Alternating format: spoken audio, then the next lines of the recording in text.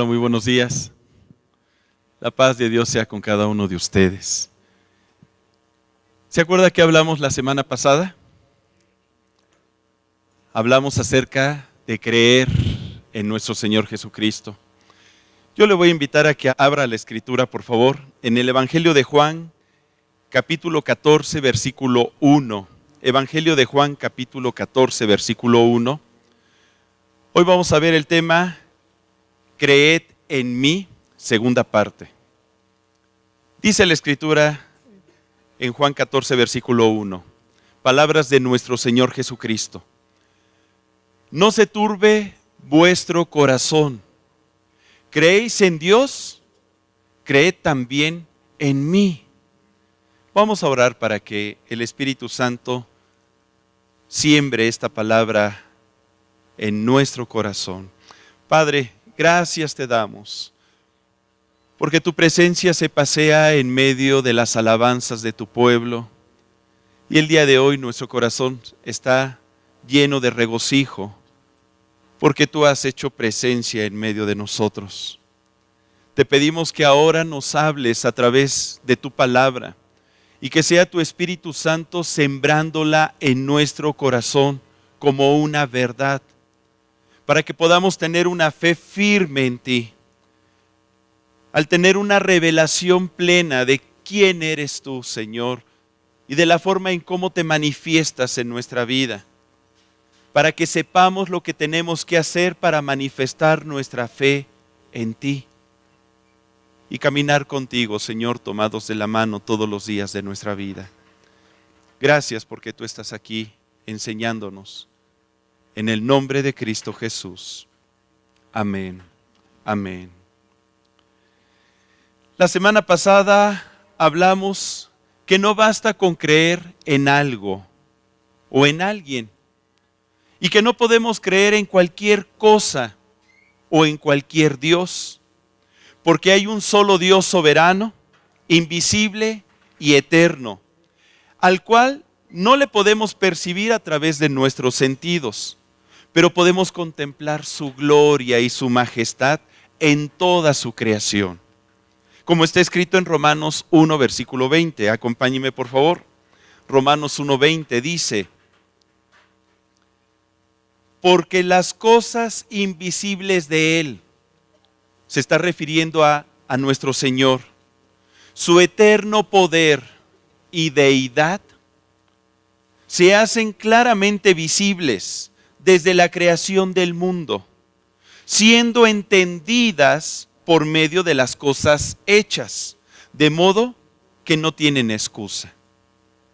Qué importante declaración hace el apóstol Pablo, porque él está diciendo, las cosas invisibles de Él, de Dios, su eterno poder y deidad, cosas que no podemos percibir con nuestros sentidos, se hacen claramente visibles a través de ¿qué? A través de su creación. Y podemos entender su deidad y su poder por medio de las cosas hechas.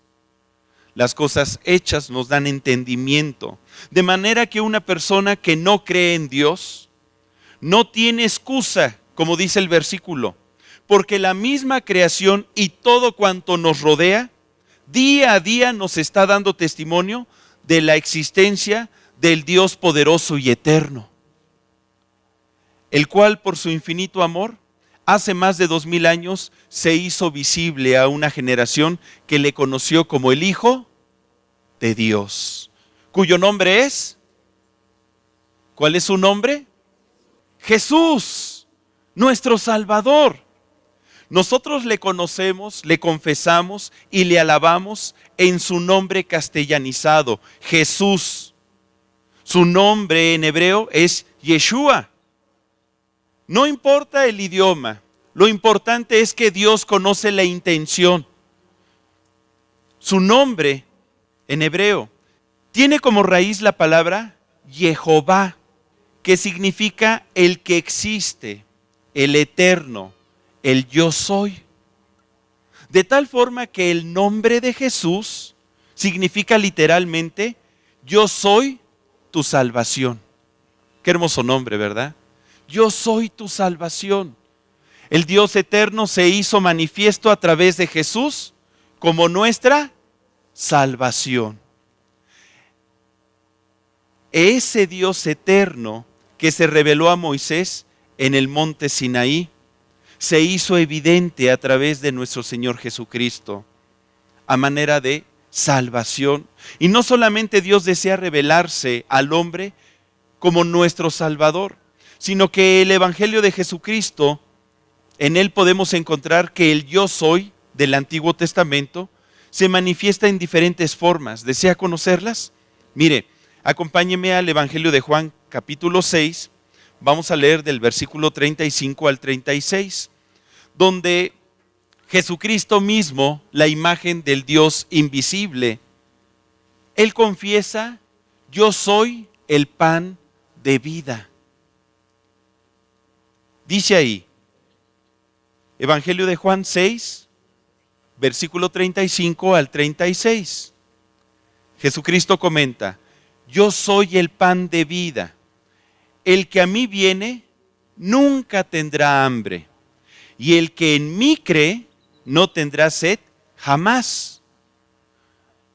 Y dice en el versículo 36, mas os he dicho que aunque me habéis visto, no creéis. Si avanzamos unos versículos más, del versículo 46 al 51, continúa nuestro Señor Jesucristo declarando: no que alguno haya visto al Padre, sino aquel que vino de Dios, éste ha visto al Padre. De cierto os digo, el que cree en mí tiene vida eterna. Yo soy el pan de vida. Vuestros padres comieron el maná en el desierto y murieron. Este es el pan que desciende del cielo, para que el que de él come no muera. Yo soy el pan vivo que descendió del cielo. Si alguno comiere de este pan, vivirá para siempre. Y el pan que yo daré es mi carne, la cual yo daré por la vida del mundo. ¿Qué está explicando aquí nuestro Señor Jesucristo?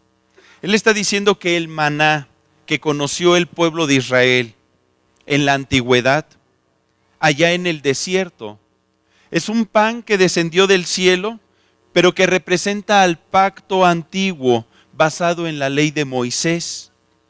Un pacto que no llevaba a la vida eterna, sino que producía muerte, porque encerraba todo bajo pecado. Pero Jesús representa el pan vivo, el nuevo pacto que produce vida a través de su sacrificio por el pecado de todos nosotros, a través del sacrificio en su carne. Jesucristo, Él es el yo soy, pan de vida, del cual usted y yo debemos de alimentarnos todos los días. Cada vez que usted cree en el sacrificio de Jesús, cada vez que usted recibe este nuevo pacto, este nuevo evangelio, y lo guarda en su corazón, usted se está alimentando y está produciendo en su vida, vida y vida en abundancia. Ahora también podemos leer en el Evangelio de Juan, capítulo 8, versículo 12, que nuestro Señor Jesucristo volvió a revelarse como el yo soy, pero ahora como yo soy la luz del mundo. Dice la Escritura, Juan 8, versículo 12. Otra vez Jesús les habló diciendo: yo soy la luz del mundo. El que me sigue no andará en tinieblas, sino que tendrá la luz de la vida. Avanzamos un poquito más en Juan 12, del 44 al 46. Continúa diciendo nuestro Señor Jesucristo, Juan 12, del 44 al 46. Él clamó diciendo: el que cree en mí, no cree en mí, sino en el que me envió. El que me ve, ve al que me envió. Yo, la luz, he venido al mundo para que todo aquel que cree en mí no permanezca en tinieblas. Jesucristo vino a resplandecer en medio de nuestros corazones. La Escritura dice que con su resplandor Él nos trasladó del reino de las tinieblas al reino de luz, al reino de Dios. Una persona que cree en Jesucristo no puede vivir en obscuridad, porque la luz de la vida está en Él. Otro ejemplo, otra manifestación de nuestro Señor Jesucristo. En el Evangelio de Juan, capítulo 14, del versículo 6 al versículo 7, Jesús se manifestó como: yo soy el camino, verdad y vida. Yo soy el camino, la verdad y la vida. Dice la Escritura, Juan 14, del 6 al 7. Jesús le dijo: yo soy el camino y la verdad y la vida. Nadie viene al Padre sino por mí. Si me conocieseis, también a mi Padre conoceríais. Y desde ahora le conocéis y le habéis visto. Aparte de revelarse Jesús como el yo soy el pan de vida, yo soy la luz de este mundo, yo soy el camino, la verdad y la vida. Cuando leemos estos pasajes, podemos apreciar que Jesucristo quiso transmitir también otras verdades para que tengamos una fe de tal forma en Él que no nos dejemos mover.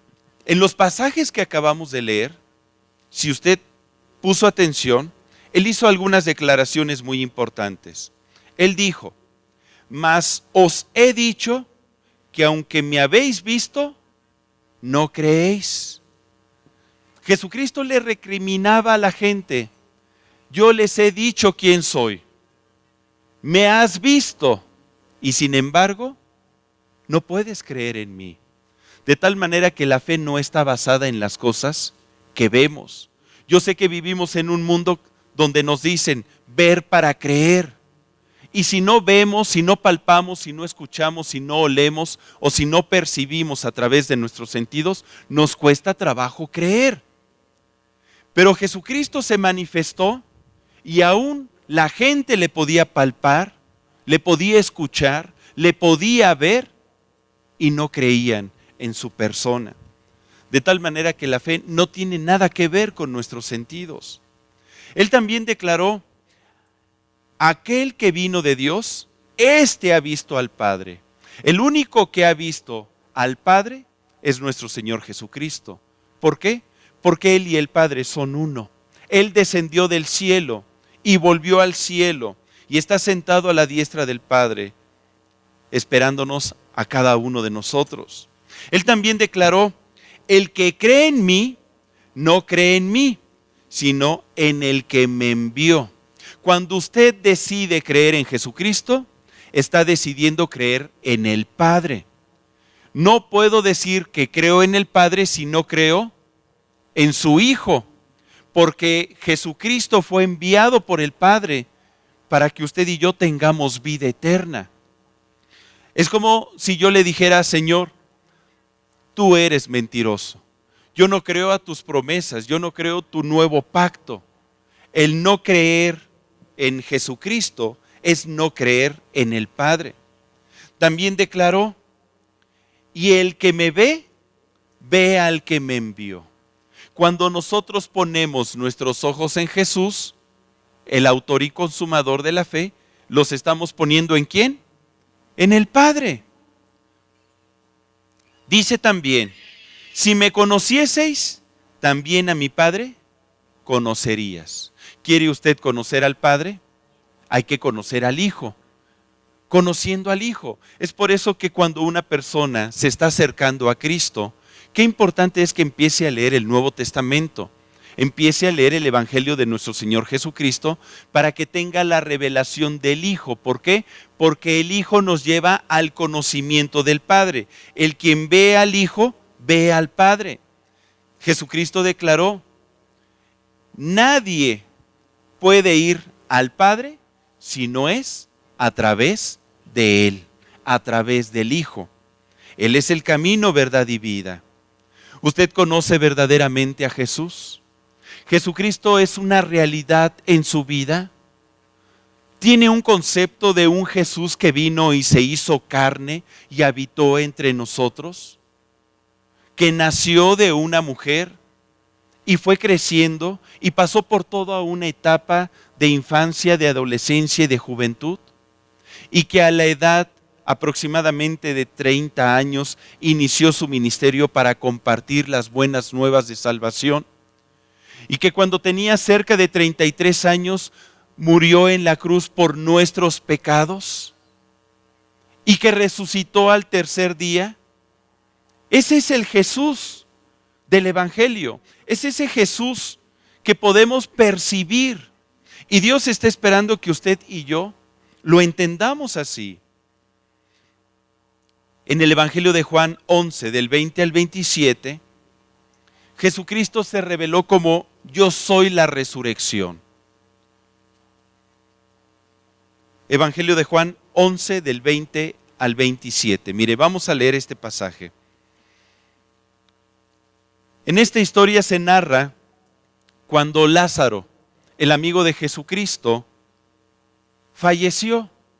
Lázaro era hermano de Marta y de María. Ellos vivían en Betania, al otro lado del Monte de los Olivos, muy cerca de Jerusalén, más o menos como a un día de reposo.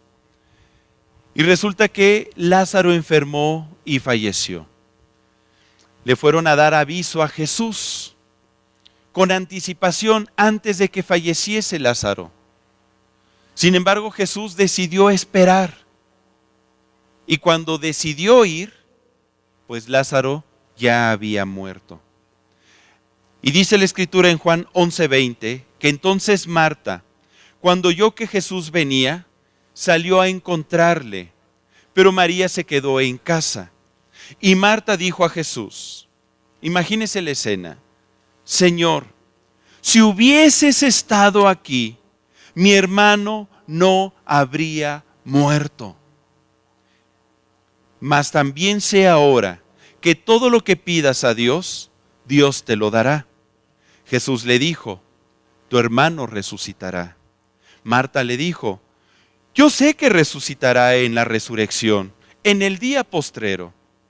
Le dijo Jesús, yo soy la resurrección y la vida. El que cree en mí, aunque esté muerto, vivirá. Y todo aquel que vive y cree en mí, no morirá eternamente. ¿Crees esto? Le dijo, sí, Señor, yo he creído que tú eres el Cristo, el Hijo de Dios, que has venido al mundo. Qué fantástico. Ahí se encontraba Marta, de alguna manera recriminándole a Jesús, Señor, si hubieses estado aquí. ¿Cuántas veces has sentido que Jesucristo llega tarde?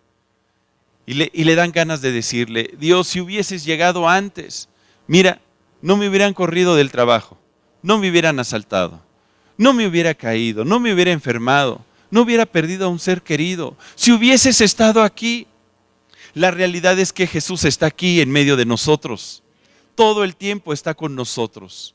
Él nunca nos va a abandonar. Él prometió estar con nosotros todos los días hasta el fin del mundo.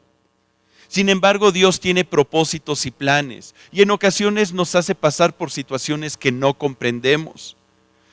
¿Con qué propósito? Para que Él se pueda manifestar a nuestra vida. Para que nosotros podamos tener un verdadero conocimiento de su persona, de quién es Él. Y en esta historia Jesucristo quería revelarse a sus amigos, aquellos que le conocían. Quería revelarse como yo soy la resurrección y la vida. Ese soy yo. Marta le contesta, yo sé que va a resucitar en el día postrero.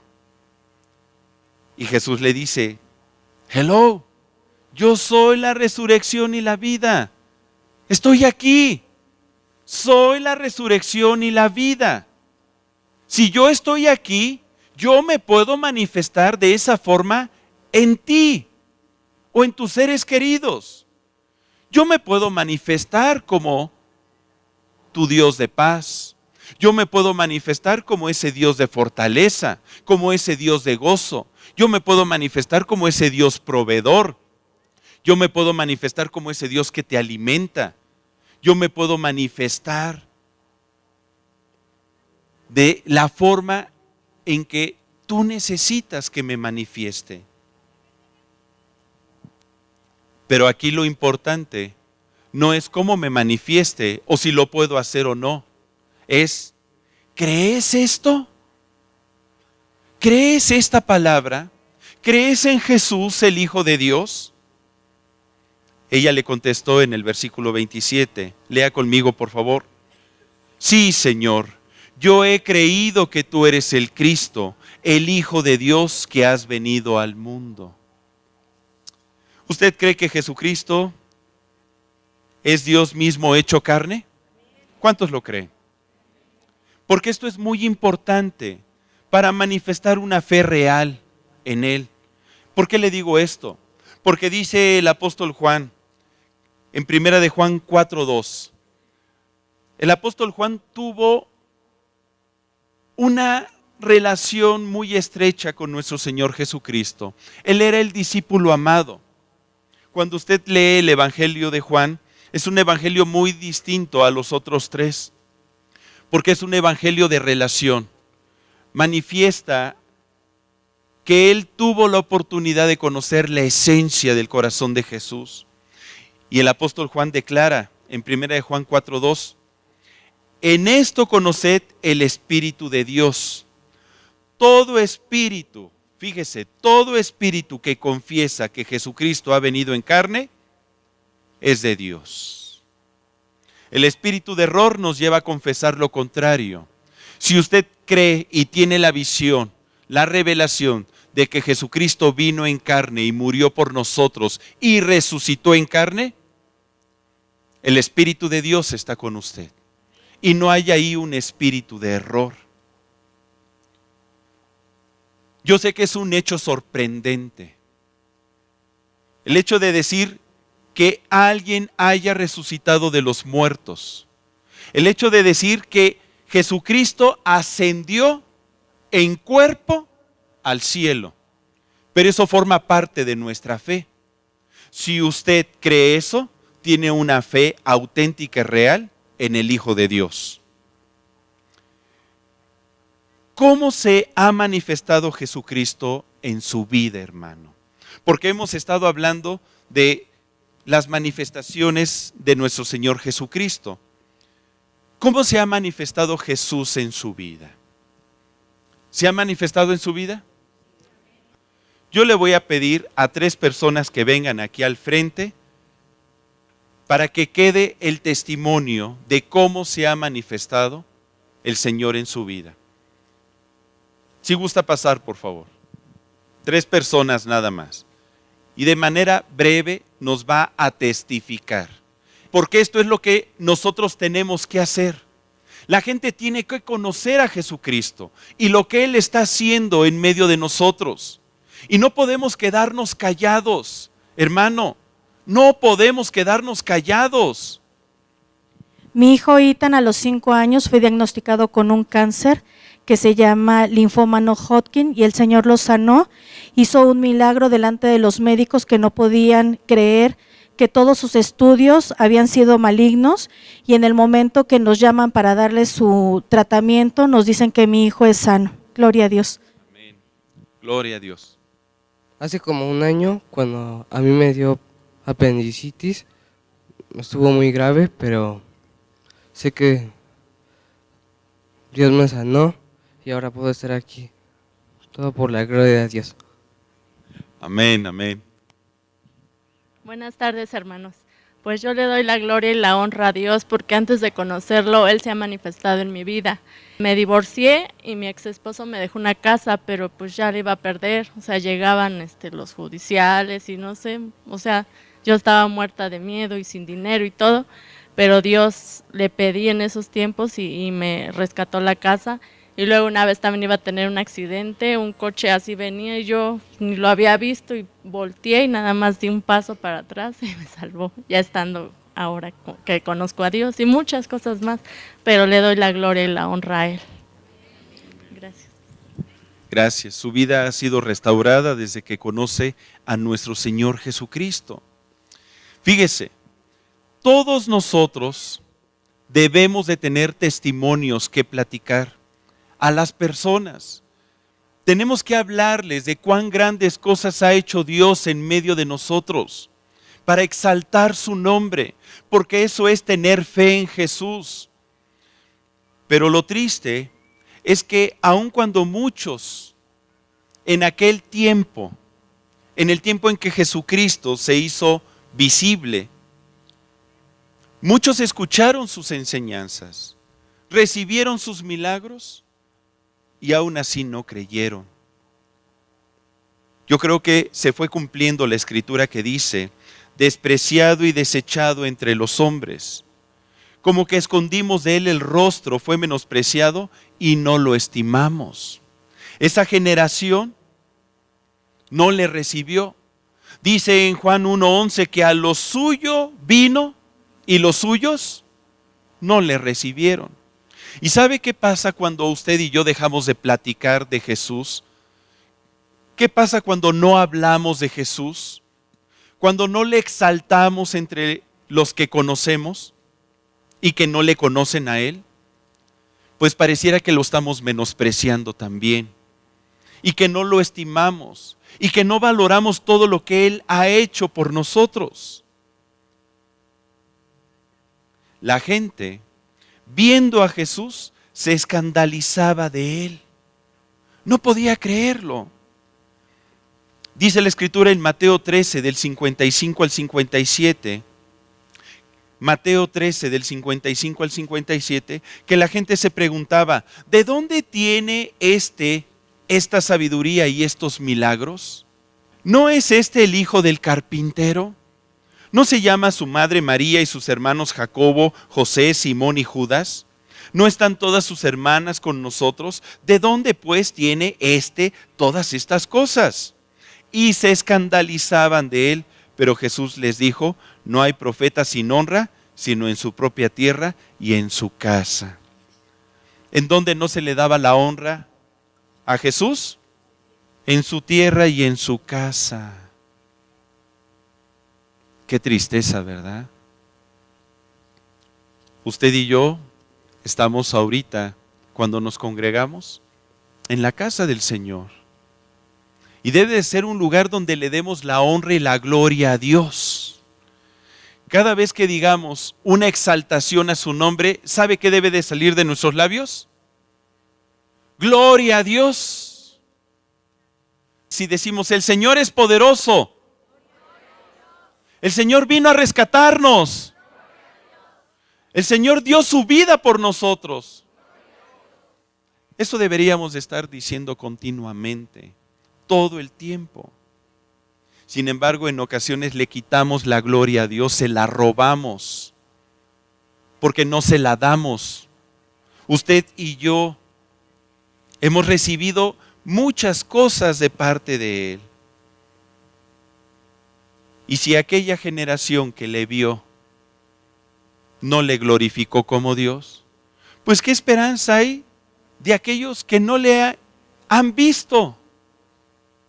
¿Qué esperanza hay de aquellos que no le pudieron ver y palpar? Pues fíjese que esa esperanza es una esperanza que nos lleva a manifestar una fe viva, porque nosotros, sin haberle visto, estamos atreviéndonos a creer en Él. Y eso, de alguna manera, pues es un galardón para todos nosotros. Dice la Escritura en Juan 1:12, mas a todos los que le recibieron, usted ya recibió a Jesucristo en su corazón, a los que creen en su nombre, les dio la potestad de ser hechos hijos de Dios. Ay, hermano Jorge, es que mire, si yo creo en Jesús, la gente me dice, mira, tú crees en Dios, tú crees en Diosito, pero la realidad es que, ¿qué tengo que hacer para decir que estoy creyendo en Él? A veces siento que no creo o que no hago lo que tengo que hacer para decir que creo en Él. O, ¿cómo debo de creer en Dios? ¿Cómo debo de manifestar que tengo fe en Dios? Vamos a ver 5 cosas que debemos de hacer como mínimo para manifestar nuestra fe en Dios. Con esto damos respuesta a la pregunta que se quedó pendiente la semana pasada. ¿Qué tengo que hacer para decir que estoy creyendo en Él? Número 1. Yo puedo decir que creo en Él cuando empiezo a llenarme del conocimiento de su palabra. Dígale a su compañero, llénate de la palabra de Dios. Llénate del conocimiento de la palabra de Dios. ¿Y por qué, hermano Jorge? Porque dice la Escritura en Romanos 10:17, así que la fe es por el oír y el oír por la palabra de Dios. Cuando usted y yo nos exponemos a la palabra de Dios, lo que va a pasar es que se va a ir desarrollando nuestra fe. Vamos a ir despertando a la fe del Hijo de Dios. Todos los hombres tenemos la capacidad de creer. Forma parte del diseño que Dios nos dio. Y de lo que usted se esté llenando, pues eso es lo que usted va a terminar creyendo. Si usted se llena de la palabra, va a empezar a desarrollar fe en Dios. Porque la palabra da testimonio de quién es Jesús. Ahora, la palabra de Dios tiene características únicas. En Hebreos 4:12, acompáñeme, Hebreos 4:12, carta a los Hebreos, capítulo 4, versículo 12, afirma el escritor de Hebreos, la palabra de Dios es viva y eficaz y más cortante que toda espada de 2 filos y penetra hasta partir el alma y el espíritu, las coyunturas y los tuétanos, y discierne los pensamientos y las intenciones del corazón. Fíjese, la palabra es una palabra que actúa en nosotros.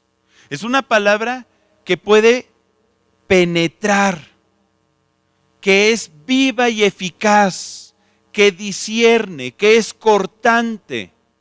Va trabajando en cada uno de nosotros, produciendo aquello para la cual Dios la envía a nuestra vida. La palabra va produciendo fe en el creyente. Y usted recuerda lo que es la fe. Lo vimos la semana pasada en Hebreos 11:1, que la fe es la certeza de lo que se espera y la convicción de lo que no se ve. Conforme usted se va llenando de la palabra, esta palabra va penetrando, va cortando todo aquello que estorba el desarrollo de su fe, le permite discernir las cosas que vienen de Dios y empieza a producir en usted certeza y convicción de las cosas que son ciertísimas entre nosotros. Que Jesucristo vino y murió y resucitó por nosotros. La fe, cuando nosotros leemos este pasaje de Hebreos 11:1, en la traducción, en la Nueva Traducción Viviente, nos dice que la fe es la confianza de que en verdad sucederá lo que esperamos. Es lo que nos da la certeza de las cosas que no podemos ver. Está bonita esta traducción. Repito, en la Nueva Traducción Viviente, Hebreos 11:1 dice que la fe es la confianza de que en verdad sucederá lo que esperamos. Es lo que nos da la certeza de las cosas que no podemos ver. Certeza Es el conocimiento seguro y evidente de que algo es verdadero, de que existe. Conocimiento seguro de que algo existe. Por ejemplo, ¿usted cree que exista el cielo? ¿Y por qué cree? ¿Es un conocimiento seguro? ¿Está seguro? ¿Usted está seguro que está aquí? ¿Seguro que está aquí? A lo mejor otros están en otra parte, ¿verdad? Es un conocimiento seguro y evidente de algo que es cierto e incuestionable, no lo cuestiono. La convicción es una idea fuertemente arraigada en uno. Es una idea fuertemente arraigada. De tal manera que la fe, fíjese, es un conocimiento y es una idea. Cuando yo lleno mi mente de las palabras de Dios, forman en mí ideas, forman en mí conocimientos que me dan certeza y convicción de las cosas que Dios hace. En la Nueva Traducción Viviente aparece en vez de certeza la palabra confianza. Y la confianza es la esperanza firme o la seguridad de lo que va a acontecer. Al final es tener seguridad de que las cosas son como Dios nos las dice en su palabra. Nosotros debemos de creer su palabra de inicio al final, tal como está escrita. Y cada una de las cosas que están escritas en este precioso libro tienen el propósito de producir fe. Dice en el Evangelio de Juan, capítulo 20, del versículo 30 al 31, Evangelio de Juan 20, del 30 al 31, dice la Escritura que hizo además Jesús muchas otras señales en presencia de sus discípulos, las cuales no están escritas en este libro, pero estas, o sea, las que están, se han escrito para que creáis que Jesús es el Cristo, el Hijo de Dios, y para que creyendo tengáis vida en su nombre. Ahora la palabra de Dios puede venir a mi vida de manera escrita. La palabra de Dios, aquí la tenemos entre nuestras manos. Y cuando yo leo la Biblia o cuando yo escucho una predicación o un mensaje, esta palabra viene a mi vida y va produciendo fe. Fe. Pero ¿sabía usted que también puede venir la palabra de Dios a nuestra vida a través del Espíritu Santo? Cuando Dios habla a nuestros corazones para darnos, por ejemplo, alguna indicación, alguna directriz, algo que quiere que hagamos. Y qué importante es tener fe en lo que Él nos está diciendo. Si discernimos por el Espíritu que esa palabra viene de Dios para mi vida. ¿A quiénes Dios les ha hablado en alguna ocasión? A ver, levanten la mano. ¿Dios le ha hablado? ¿A quienes Dios nunca le ha hablado? A ver, levanten la mano. ¿Qué pasó? O sea, que no saben si fue Dios o no fue Dios. O a lo mejor pudo haber sido otro espíritu. Porque eso puede suceder. Uno tiene que poner mucha atención. Si tú estás leyendo la palabra, si el Espíritu de Dios está en ti y te mantienes en la verdad, entonces tienes los elementos para poder discernir si ese pensamiento, esa idea o esa directriz viene de parte de Dios o no. Eso fue lo que le pasó, por ejemplo, a Abraham cuando Dios le habló.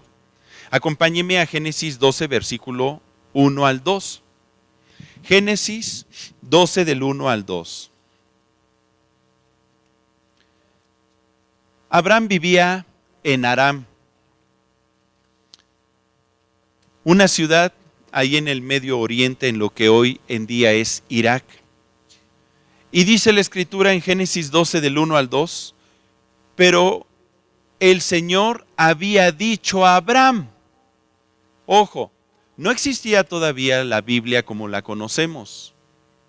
¿Cómo le hablaba Dios a Abraham? A través de sus pensamientos, a través de su corazón.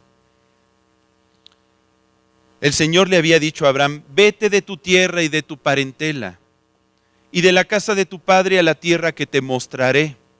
Y haré de ti una nación grande y te bendeciré y engrandeceré tu nombre y serás bendición. Imagínese que de repente Dios venga y le hable estas palabras. ¿Las creería? Usted diría, ¿son de Dios o no son de Dios? No, pues estas sí son de Dios. Pues porque me va a bendecir, me va a prosperar, hará de mí una gran nación. ¿Y qué pasa cuando Dios nos pide hacer cosas como, ¿sabes qué? Tienes que acercarte con tu esposa y pedirle perdón porque la ofendiste? Ah, no, ella empezó primero. ¿Sabes qué? Tienes que empezar a ser más puntual en tu trabajo y esforzarte y a dejar de estar murmurando de tu jefe. Señor, pero tú sabes cómo son, incrédulos. Ah, y tú bien, hijo, ¿verdad? Y a veces Dios nos habla y nos pide hacer cosas que no nos gustan. Y nos habla aquí, en los pensamientos. ¿Esa palabra viene de Dios o no viene de Dios? Ah, ya nos decimos con mucha convicción que sí. Pero mire, aquí estaba Abraham y Dios le estaba hablando. Si Dios le dice a usted algo, créalo. Y no permita que nada ni nadie siembre una idea contraria a lo que Él le está diciendo. Dios se revela de manera personal a cada uno de nosotros. Nuestra relación con Dios es personal. Y Dios quiere que nos levantemos como un pueblo que sepa identificar la voz de Dios, la voz del Espíritu Santo. Número 2. ¿Qué más debo de hacer para manifestar mi fe en Dios? Para decir que tengo fe en Dios. Ser obediente. La fe se manifiesta a través de la obediencia. Dígale a su compañero, sé obediente. Le dan ganas de decirle, no te hagas, ¿verdad? No te hagas también. Pero no aguantes, hermano, nada más sé obediente. Sea obediente y nada más diga, sé obediente. Y el ejemplo lo tenemos aquí mismo de Abraham. ¿Qué hizo Abraham cuando Dios le dijo, vete de tu tierra y de tu parentela a la tierra que te mostraré? ¿Qué hizo? Obedeció. Mire, ahí en Génesis 12, versículo 4, dice, y se fue a Abraham. ¿Cómo se fue? Como Dios le dijo, ni más ni menos. Como Dios me dijo, así me voy. Y Lot fue con él. Y era Abraham de edad de 75 años cuando salió de Harán. Mire, nunca se es viejo para iniciar nuevas aventuras, ¿verdad? Nunca se es viejo para escuchar la voz de Dios. Lo más hermoso es que Abraham obedeció. No chistó, no dice. Y Abraham le volvió a preguntar al Señor, ¿eres tú, Señor? ¿En verdad eres tú? Hay gente que le pone pruebas al Señor. Mira, si hoy amanece nublado, significa que sí me quiere. Pero si amanece soleado, pues significa que no. Entonces no es para mí, no es para mí. Hermano, no podemos dejarnos guiar por los tiempos, por las circunstancias, ni por las emociones. Debemos de dejarnos guiar por la fe en Dios y por lo que Él nos está diciendo. La obediencia es la manifestación de nuestra fe. Repita conmigo, por favor.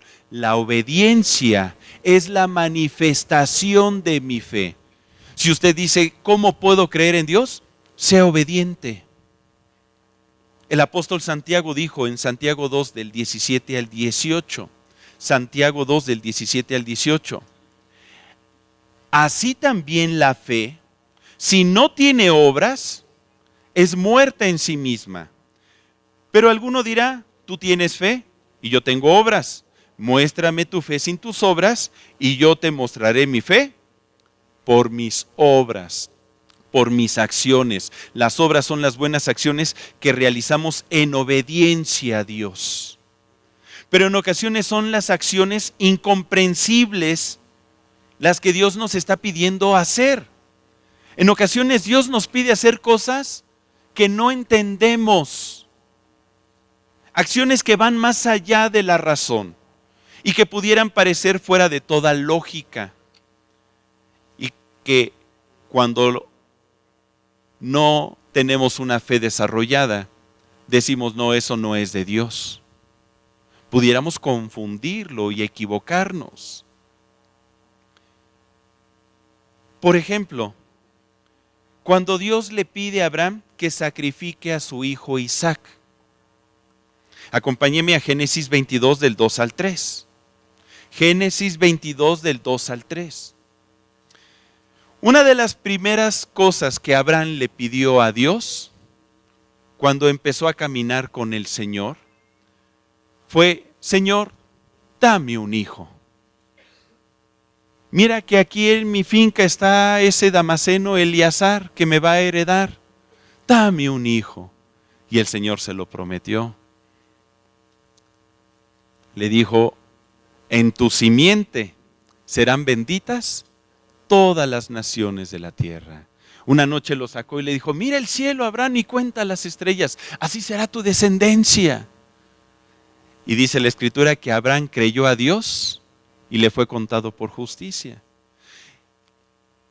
Y pasaron 25 años para que se cumpliese la promesa. A los 100 años tuvo Abraham a su hijo.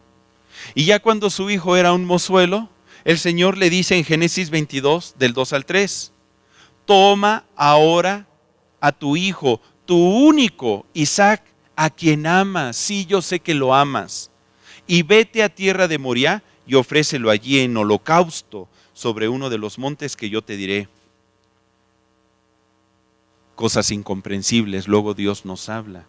No se lo reveló a través de la Biblia, no existía. Abraham platicaba con el Señor y le dijo que hiciera esto. ¿Usted qué hubiera hecho, hermano? ¿Hubiera dicho que esta palabra viene de parte de Dios o no? Hubiera dicho, no, espérate. Si Dios me ama, soy su hijo, el cachetón, el simpático. Me acaba de dar un hijo, ¿cómo me lo va a quitar? Dios no hace eso. Cosas incomprensibles, cosas que van más allá de nuestra lógica, cosas que ponen a prueba nuestra obediencia a Dios. Porque alguien obediente es alguien que verdaderamente tiene fe en Dios. Usted se pregunta, pero es que la gente me dice, ¿cómo debo de creer? Ay, manito, tú nada más cree. Pues aquí tiene la respuesta. Crea obedeciendo. Obedeciendo. Es como se manifiesta la fe. Dice ahí en el versículo 3 que Abraham no chistó, que Abraham no le recriminó, no se puso a discutir con Dios. Dice, y Abraham se levantó, ¿cómo? Muy de mañana, fíjese, hasta se apresuró y enalbardó su asno y tomó consigo 2 siervos suyos y a Isaac su hijo y cortó leña para el holocausto y se levantó y fue al lugar que Dios le dijo. Él dispuso su corazón para obedecer. Hermano, pero es que ¿a quién se le ocurre dar un hijo para después quitarlo? Pues a nuestro Señor. ¿Usted hubiera obedecido? O cuando Dios le dijo a Josué, otro ejemplo de cosas incomprensibles que Dios nos pide hacer, pero Él quiere ver si tenemos fe a través de la obediencia. Acompáñeme a Josué 6 del 3 al 5. Josué 6 del 3 al 5. Usted recordará que el pueblo de Israel ya había salido de Egipto. Habían pasado 40 años en el desierto. Se había levantado una generación de hijos guerreros y obedientes, dispuestos a pelear para conquistar la tierra prometida. Ellos no se iban a milanar por el frío. No se iban a milanar por la lluvia, ni por ninguna condición que pudiese ofrecerles oposición alguna. No, ni por los ejércitos de los heteos, de los fereceos, de los amorreos y de todos los feos, ¿verdad? Pero Dios iba a pelear por ellos y les dio una estrategia.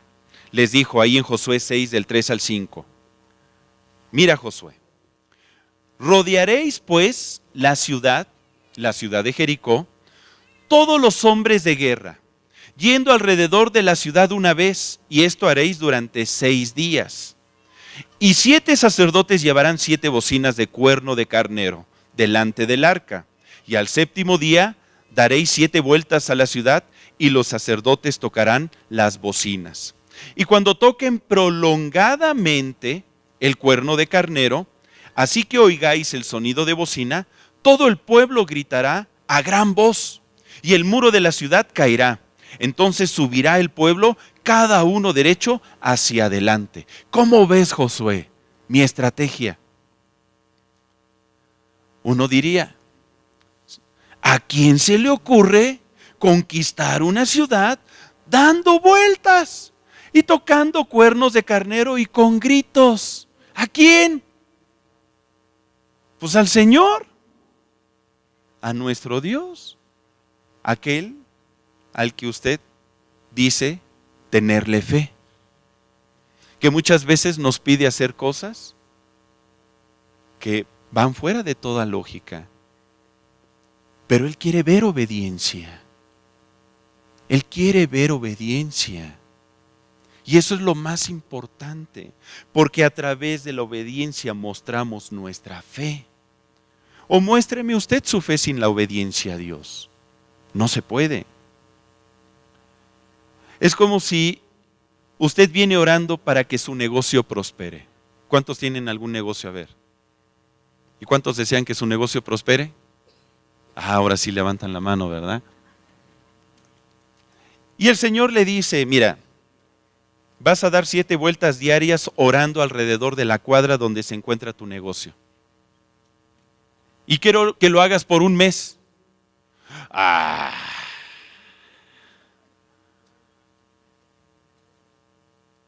¿Y a poco así me vas a prosperar? Pruébame. Pruébame.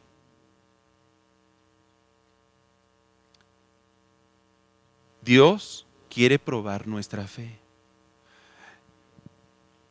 A través de la obediencia, un discípulo obediente es un discípulo que crecerá en fe.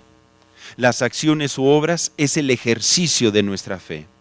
Fíjese, el ejercicio de nuestra fe. La fe es como un músculo, hermano. Si usted lo ejercita a través de la obediencia y cuesta trabajo obedecer, así como cuesta trabajo hacer ejercicio, ese músculo va a crecer y usted va a poder manifestar cada vez una fe mayor para cosas cada vez más grandes. Número 3. La fe se manifiesta a pesar de las circunstancias. Coméntele a su compañero, ten fe a pesar de las circunstancias. Dígalo. Ten fe a pesar de las circunstancias. Dice en 2 de Corintios 5:7. 2 de Corintios 5:7. Porque por fe andamos, no por vista. En la Nueva Traducción Viviente dice, pues vivimos por lo que creemos y no por lo que vemos. ¿Usted por qué vive? ¿Por lo que cree o por lo que ve? Si volvemos al ejemplo de Abraham, ¿y por qué otra vez él, hermano? Pues porque él se le conoce como el padre de la fe, no por algo, ¿verdad? Él nos enseña de la fe. Ahí en Romanos 4, del 16 al 22. Ya estoy entrando en calor, hermano. A ver, Romanos 4, del 16 al 22. Comenta, por tanto, es por fe para que sea por gracia, a fin de que la promesa sea firme para toda su descendencia, no solamente para la que es de la ley, sino también para la que es de la fe de Abraham, el cual es padre de todos nosotros, como está escrito: te he puesto por padre de muchas gentes delante de Dios, a quien creyó, el cual da vida a los muertos, y llama las cosas que no son como si fuesen. Él creyó en esperanza contra esperanza, para llegar a ser padre de muchas gentes conforme a lo que se le había dicho: así será tu descendencia. Y no se debilitó en la fe al considerar su cuerpo, que estaba ya como muerto, siendo de casi 100 años, o la esterilidad de la matriz de Sara. Tampoco dudó por incredulidad de la promesa de Dios, sino que se fortaleció en fe, dando gloria a Dios, plenamente convencido de que era también poderoso para hacer todo lo que había prometido, por lo cual también su fe le fue contada por justicia. ¿Qué está describiendo este pasaje? Que Abraham, siendo ya de 100 años, él no dudó. Imagínese, de 100 años y decir: Señor, sigo aguardando tu promesa. Mi esposa Sara, pues ya tiene 90, pero todavía aguanta. ¿Se imagina? Así que seguimos echándole ganas, Señor, creyendo. Pues sí. O sea, ¿usted cree que iba a ser nada más así, por obra del Espíritu Santo, como ese nada más en Jesús? Ellos tuvieron que echarle ganas, tuvieron que tener intimidad y creer que la matriz de Sara iba a producir vida, que no era una matriz seca o estéril. Por eso habla de la matriz de Sara. Y no dudó a pesar de los años que fueron pasando. Uno pudiera decir: Dios, es que yo ya veo las circunstancias.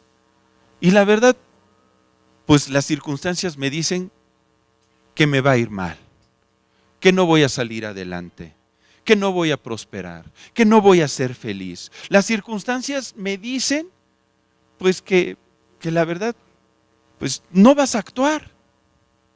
Pero usted no crea las circunstancias. Usted crea lo que Dios le dice. Crea su palabra. Crea a sus manifestaciones de poder. Crea que el yo soy está con nosotros. Crea en su nombre. Crea en su presencia.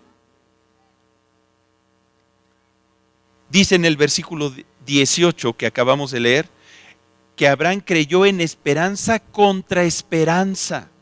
La esperanza de que las cosas no se cumplieran, luchaban contra la esperanza que tenía en su corazón de que sí fuesen. Eso es luchar esperanza contra esperanza. En el versículo 19 dice que no se debilitó en la fe al considerar su cuerpo, que estaba ya como muerto. Imagínense, no sé ni cómo se movía. Pero después, cuando tuvo a Isaac, pues yo creo que agarró segundos aires, ¿verdad? Porque tuvo más hijos. En el versículo 20 dice que se fortaleció en fe. ¿Cómo? ¿Cómo nos fortalecemos en fe? Dando gloria a Dios. Empezar a decir: Señor, gracias por lo que tú ya estás haciendo. Gracias por tu promesa. Gracias por el hijo que me prometiste. Que no lo veo, pero ya lo escucho jugando. Mira, por ahí va el chamaco corriendo. Hay que atrevernos a ver las cosas que no son como si fuesen. Hay que atrevernos a confesar las cosas que no son como si fuesen. Eso es manifestar nuestra fe. Número 4, manifestamos fe cuando no nos dejamos mover de nuestra certeza en Dios. Fíjese, cuando no nos dejamos mover de nuestra certeza en Dios. Segunda de Tesalonicenses 2:2. Segunda de Tesalonicenses 2:2 dice: No os dejéis mover fácilmente de vuestro modo de pensar. Ni os conturbéis ni por espíritu, ni por palabra, ni por carta, como si fuere nuestra, en el sentido de que el día del Señor está cerca. No te dejes mover de tu manera de pensar. No te dejes mover de lo que crees. ¿Estás creyendo en Jesús? Mantente firme en Él. Mantente firme. Es que hay gente alrededor que me dice, mira, ya no creas. No funciona, mira, la verdad es que estás perdiendo el tiempo.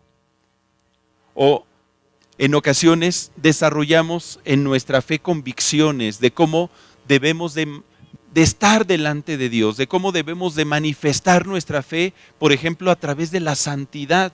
Uno dice, hermano, es que yo quiero vivir una vida santa. Y tal vez otro dice, ay, por favor, no seas legalista, ay, por favor, ahí ya flotas, ¿no?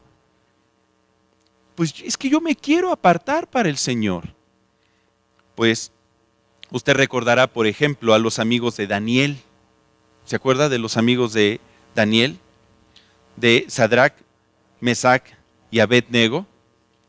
Acompáñeme rápidamente, ahí en Daniel 3, del 13 al 17, donde se narra en esta historia que el rey Nabucodonosor hizo una estatua de oro, la cual el pueblo debía de adorar cada vez que se tocaba una música. Y que todo aquel que no se postrara ante la imagen, inmediatamente sería echado en el horno de fuego, ardiendo. Y usted conoce la historia. Le fue dado aviso al rey de que pues estos varones judíos no se postraban ante la imagen. ¿Por qué? Porque ellos tenían convicciones. Ellos decían, nosotros adoramos al único Dios verdadero. Yo no me voy a postrar ante imágenes de oro, de plata, de madera, de piedra o de metal. Y dice la Escritura, ahí en el versículo 13 de Daniel 3, que Nabucodonosor dijo con ira y con enojo que trajesen a Sadrac, Mesac y Abed-nego. Al instante fueron traídos estos varones delante del rey. Habló Nabucodonosor y les dijo, ¿es verdad, Sadrac, Mesac y Abed-nego, que vosotros no honráis a mi Dios con minúscula, ni adoráis la estatua de oro que he levantado? Ahora pues, ¿estáis dispuestos para que al oír el son de bocina, de la flauta, del tamboril, del arpa, del salterio, de la zampoña y de todo instrumento de música, os postréis y adoréis la estatua que he hecho? Porque si no la adoráis, en la misma hora seréis echados en medio de un horno de fuego ardiendo. ¿Y qué Dios será aquel que os libre de mi mano? Sadrac, Mesac y Abed-nego respondieron al rey Nabucodonosor, diciendo, no es necesario que te respondamos sobre este asunto. He aquí nuestro Dios, a quien servimos, puede librarnos del horno de fuego ardiendo, y de tu mano, oh rey, nos librará. Qué convicción, ¿verdad? Si usted ha leído la historia más adelante, pues resulta que Nabucodonosor hizo que el horno se calentara 10 veces más. Y los echaron. ¿Y qué les pasó? Nada. Dios honró su fe, porque ellos no se dejaron mover a pesar de la presión social. El mundo ejerce una presión para que usted y yo no creamos. El mundo, a través de la ciencia, a través de el dinero, a través de la vanagloria, está presionando para que usted deje de creer y sea movido de la fidelidad a Cristo. Hermano, no se deje mover. Cuando esté en medio de situaciones que quieran comprometer su fe, acuérdese de Daniel. Daniel se mantuvo firme y no quiso contaminarse con la comida del rey. Él quiso mantener su santidad. Y último punto, rápidamente. Manifestamos fe cuando confesamos a Jesucristo como Señor de nuestra vida. Usted conoce ese pasaje de Romanos 10, que dice que si confesásemos a Jesucristo con nuestra boca y creyésemos en nuestro corazón en Él, seremos salvos, porque con la boca se confiesa para salvación y con el corazón se cree para justicia. Ahí en Romanos 10 del 8 al 10. Cuando yo confieso a Jesucristo, estoy manifestando fe. De la abundancia del corazón, habla la boca. Si yo ya me llené de la palabra, la fe viene por el oír, pues esa palabra genera en mí convicción, certeza, que después a través de mis acciones, a través de la obediencia o a través de mis palabras, la voy manifestando. Una persona, por su hablar, se conoce si es una persona de fe o no. Si es una persona que continuamente está declarando lo negativo, es que no creo que me vaya a ir bien este año, hermano. La verdad, no lo creo. No lo creo, ¿eh? Está bien dura la cosa. Es que no tengo dinero. Mamá, es que nada más quiero que me des para comprar la monografía. No tengo. Uy, no confiese eso, hermano. Es que todos están mal. Yo soy la única persona que está bien. ¿No? Es que creo que me voy a enfermar con este frío. Uy. ¿Sabe qué va a pasar? Pues dice la Escritura que la muerte y la vida está en el poder de la lengua. Y el que la ama comerá de sus frutos. De lo que usted hable, de esos frutos va a comer. Por eso que si confesase con su boca que Jesús es el Señor, usted será salvo, porque está confesando al Salvador de nuestra vida. Y si usted cree en su corazón, pues el Señor le dará vida eterna. 5 cosas, hermano, para estar manifestando nuestra fe y estar fortaleciéndonos en ella. ¿Qué le parece si oramos? Padre, y te damos gracias por la oportunidad que nos das de estar aquí reunidos. Gracias, Señor, por este precioso día que tú nos has regalado y porque tú permites que podamos, cada uno de nosotros, manifestar una fe firme en ti, en el Hijo de Dios, en el yo soy que se hizo carne y al cual ya no nos tocó ver, pero que podemos seguir viendo su gloria y entenderla a través de todas las cosas que tú has creado. Permite que en el nombre de Jesús, cada uno de nosotros podamos creer en todas tus manifestaciones de poder. Manifiéstate en nuestra vida, Padre. Tú sabes cuál es la necesidad que tenemos cada uno de nosotros en lo particular. Tú eres el camino, la verdad y la vida. Nadie puede ir al Padre si no es a través de nuestro Señor Jesucristo.